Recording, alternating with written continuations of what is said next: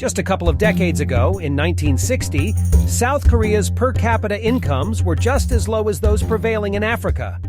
But from such humble origins, the South Korean economy expanded rapidly and steadily, and now ranks as the 10th largest economy in the world. The same factors that caused the economic miracle are now damaging the entire Korean society. South Korea has the highest number of suicides in the world. Young people are desperately struggling to find jobs, and Koreans are among the unhappiest nations in the world. Economic success of this scale attracts immense curiosity, with ongoing discussion as to how South Korea succeeded so brilliantly, and why do the Koreans now have to pay for their own success? During the initial decades of the 20th century, South Korea endured a period of Japanese occupation, characterized by deliberate suppression of education and limited access to qualified employment opportunities for Koreans. After World War II, the Japanese occupation in South Korea came to an end. However, the country soon faced a new challenge as it was swiftly divided into two factions: the US-backed South and the Soviet-backed North. Tragically, only a few years later, North Korea initiated an aggressive attack on the South, destroying almost all the industry and infrastructure that existed in the South. Despite the gloomy outlook for agriculture and the destruction of infrastructure, South Korea was on the brink of experiencing the Korean miracle, a period of remarkable economic growth. During the early 1960s, the Korean government took a remarkable path to transition its economy from agriculture to industry by employing a unique strategy. Instead of supporting small businesses, the government decided to build a new economy on several hand-picked family-owned companies. The Korean government extended substantial support to these corporate conglomerates known as chaebols during that time, providing them with extensive assistance such as loans, subsidies, tax incentives, and various other forms of support they required. Basically, they didn't have to play by the same rules as everyone else, and if they got in trouble, they would get bailed out. And in exchange, they would deliver the economic growth that the government wanted. As these chaebols started turning into gigantic global corporations, they needed a lot of workers. And since these were advanced products with complex supply chains, they needed qualified people, engineers, managers. Korean government recognized the need for a highly educated workforce and willingly facilitated the process by offering ample opportunities for individuals to pursue college education.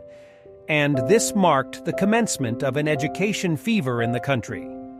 After gaining independence, South Korea witnessed an extraordinary surge in education. The government made education accessible to all, while promoting the belief that a university degree was essential for success in life. And universities were encouraged to admit as many students as possible, and this approach proved to be highly effective.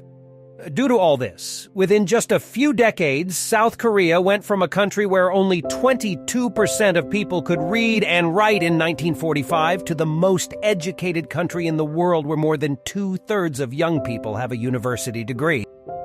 The strong work ethic for which South Koreans are known today didn't always exist and was largely cultivated during the economic boom. The chaebols played a significant role in shaping this culture by instilling absolute loyalty to the company among their employees. This resulted in a workforce known for their dedication and willingness to work long hours.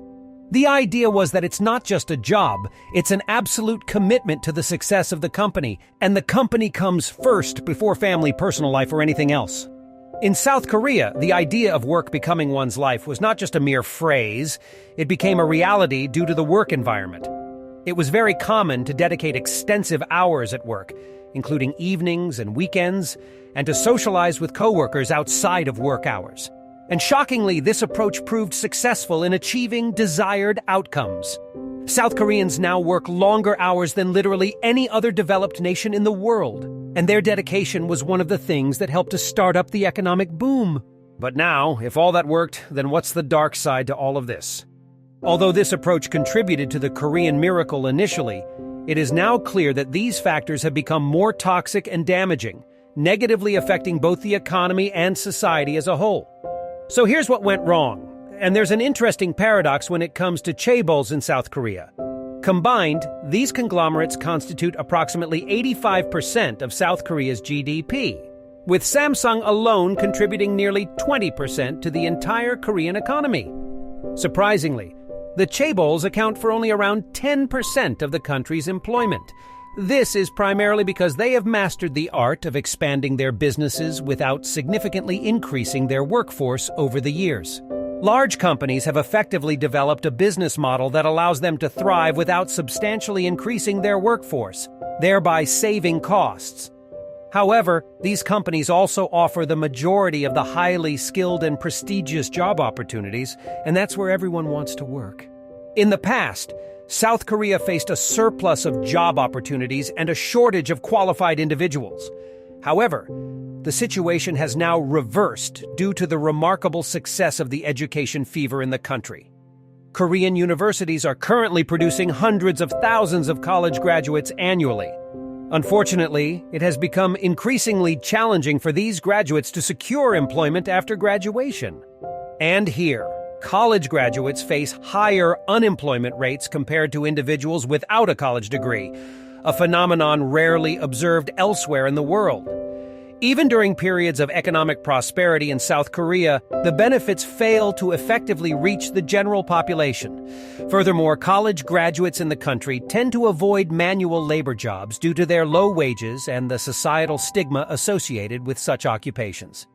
In a society obsessed with success and education, this situation becomes particularly frustrating. The South Korean education system has evolved into one of the most competitive systems globally. Not only is it incredibly challenging to gain admission to prestigious universities, but even young children are compelled to work as hard as adults to keep up with the rest. The Korean government even had to ban private tutoring sessions after 10 p.m. in an attempt to decrease the insane workload that Korean children deal with. But despite all that, South Korea has experienced massive education inflation. Despite the increasing efforts of children and students to excel academically, the advantages of formal education are diminishing. Even with top degrees, individuals struggle to secure employment. Those fortunate enough to find jobs encounter a rigid and highly hierarchical work environment, where promotions are often based on loyalty rather than performance and tangible results. Even though Koreans spend longer hours at work than anyone else, their productivity is actually surprisingly low. The combination of the intense work culture, societal pressures, and challenging economic conditions has resulted in South Korea ranking among the unhappiest nations globally. Additionally, the country has unfortunately experienced the highest per capita number of suicides worldwide for the past 2 decades. It's so bad that even the government is slowly trying to change things, but so far there shows no difference in the situation. The current challenge lies in the difficulty of bringing about systemic change, as the chaebols wield significant political influence and benefit greatly from the existing system. Consequently, the prospects for reform appear highly unlikely. Despite the remarkable economic growth South Korea has achieved, the country is now stuck with oversized corporations that are deemed too big to fail and possess substantial power, leading to a growing youth unemployment rate and widespread dissatisfaction among the population.